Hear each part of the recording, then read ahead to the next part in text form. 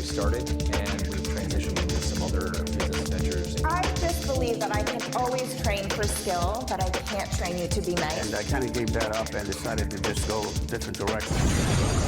And now, here's Just Saying. Hi, everybody. Welcome to the Just Saying podcast. The events of the past couple of weeks in Minneapolis and in New York City and Atlanta and Portland, Cleveland, Los Angeles, St. Louis, and many other cities have pretty much preoccupied the country after the shooting of Aubrey Ahmaud in Georgia, while the country suffered through a lockdown for 2 months due to the coronavirus pandemic.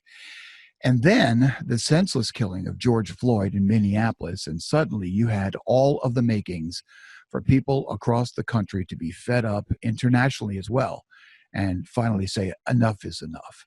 So since that first day of protest in Minneapolis that turned into looting in cities across the country, everyone has really been preoccupied with the situation, and everyone seems to have an opinion about it. Our podcast guest for this week was supposed to be author and cartoonist Jerry Craft, one of only a handful of African-American syndicated cartoonists. And we weren't going to talk too much about the state of affairs, but rather Jerry's creative genius as a book author and a cartoon strip artist. But what's been going on in the country has pulled Jerry into many productive discussions through interviews and Zoom calls. And because of that, he fell behind on his publisher's deadline for his latest book, which is due to come out this week.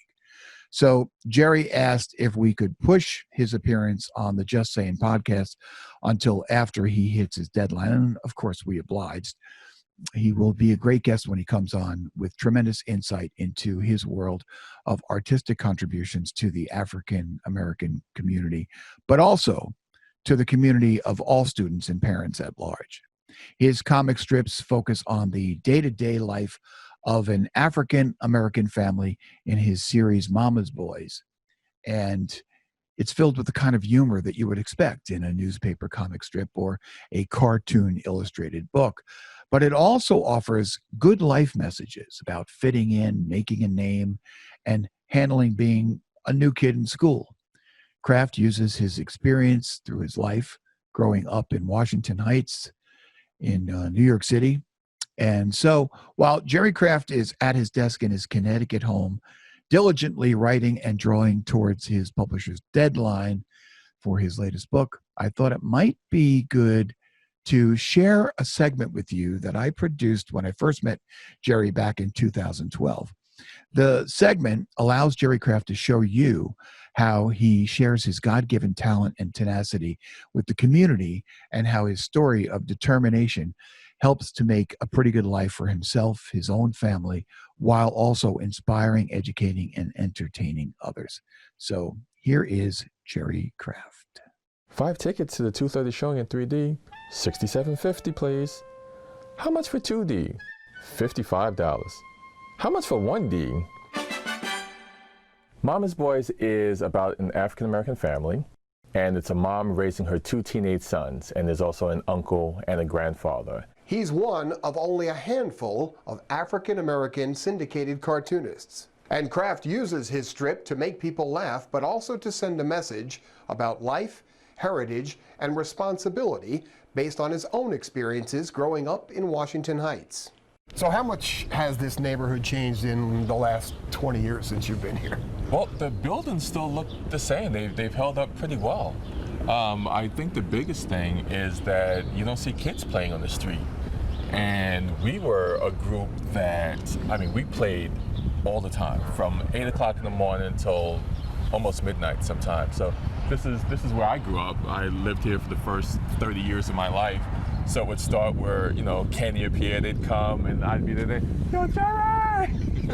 A lot of my friends when I was coming up were either raised by their mother or their grandmother. I was one of the few kids that had both a mother and father living at home. So I wanted to sort of pay respect to those hardworking moms that raised kids that were as bad as some of my friends. We had a lot of block moms. If you ran across the street without looking, you'd have Miss Duncan. Jerry, what's this? I'm gonna tell your mother.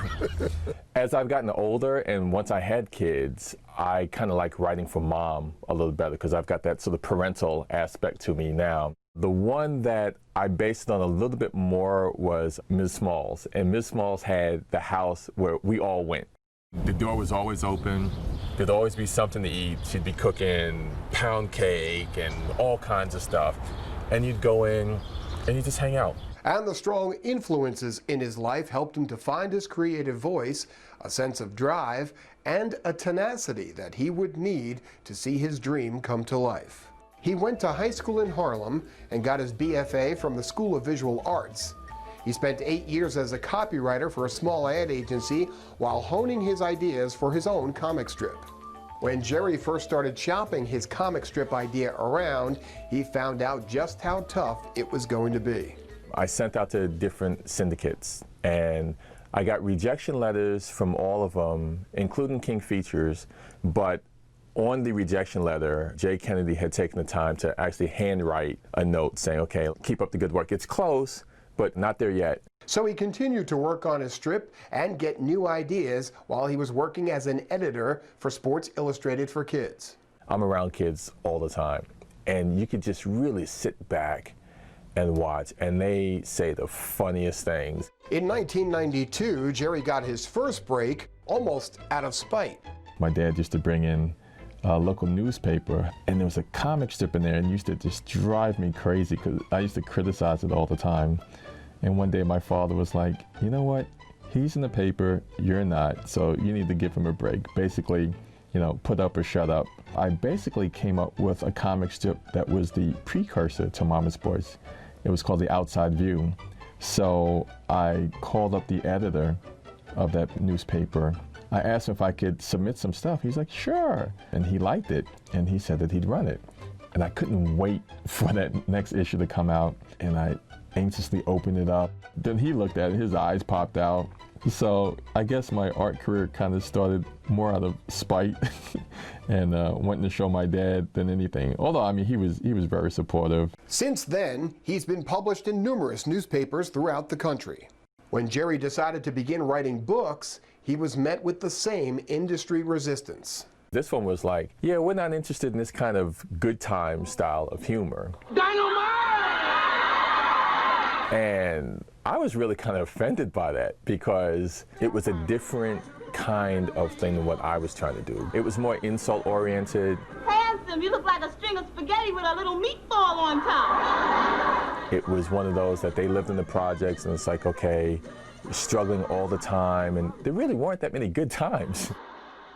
He's an author of 3 graphic novels and had immediate success since self-publishing the first one, Mama's Boys, as American as Sweet Potato Pie. The only people who bought the first book were African Americans.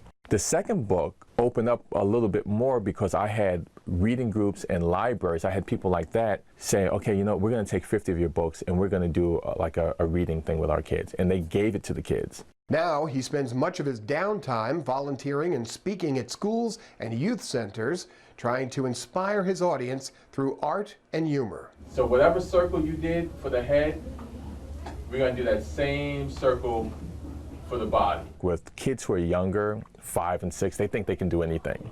But like 12 or 13, some of these kids are really shut down. I'll do like a triangle. Mr. Kraft, I can't do it. I can't draw. I can't. It's like, relax. Jerry Kraft provides enrichment programs, specifically cartooning, for our students, and he's introducing them to an art form that normally they would not have had access to. And now we're going to thicken that arm up a little bit. We're going to do another L inside that. Jerry is one of the most popular facilitators of enrichment that we have. They come out not thinking that they could even do a caricature, and they come out with a character of SpongeBob or the president, and they walk around so proud of their efforts. He produces over 50 strips a year, but for Jerry Kraft, the long nights of work are just another day in the funny papers. I spend quite a few nights at this table till 1, 2 o'clock in the morning, meeting deadlines, but it's fun. So that is Jerry Kraft, and we will hopefully get him on the Just Sayin podcast in the coming weeks, where he'll be able to tell us his story in person and share news about his latest publication as well. But tune in next week because our guest will be another author, Susie Krause, who will share her inspirations and her story writing techniques for her recently released book called Sorry I Missed You. The paperback is out now, as well as the audiobook. So how about this?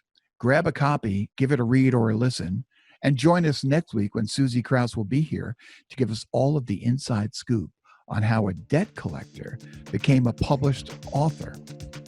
Just saying.